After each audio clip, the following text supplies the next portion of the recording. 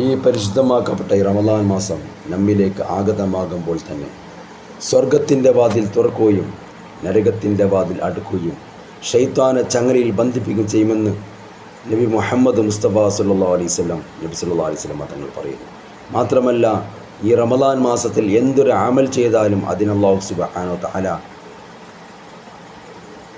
10 ഹസനാത്തുകളാണ്, 10 ഗുണങ്ങളാണ് നമുക്ക് ചെയ്യുന്നത്, 10 പ്രതിഫലങ്ങളാണ് അല്ലാഹു സുബ്ഹാനഹു വ തആല നൽകുന്നത്.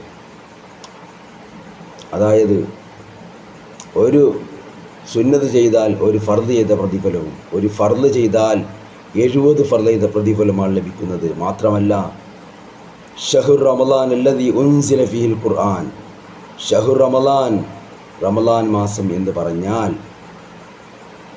അല്ലദീ എങ്ങനെയുള്ള മാസമാണ്, ഉൻസില ഫീഹിൽ ഖുർആൻ, ഈ മാസത്തിലാണ് ഖുർആൻ ഇറക്കപ്പെട്ടത്. ഖുർആൻ ഇറക്കപ്പെട്ട മാസമായ ഈ പരിശുദ്ധമാക്കപ്പെട്ട ഈ റമളാൻ മാസം ഖുർആൻ ഓതിയാൽ അതിൻ്റെ ഒരു ഹർഫിന് അല്ലാഹു സുബ്ഹാനഹു വ തആല 10 ഹസനാത്തുകളാണ് നൽകുന്നത്. ഒരു ഹർഫിന്. എന്നാൽ നാം ചെറിയ സൂറത്തുകൾ ഓതുമ്പോൾ തന്നെ എത്ര ഹസനാത്തുകളാണ്, ഗുണങ്ങളാണ്, പ്രതിഫലങ്ങൾ അല്ലാഹു സുബ്ഹാനഹു വ തആല നമുക്ക് നൽകുന്നത് നാം ഒന്ന്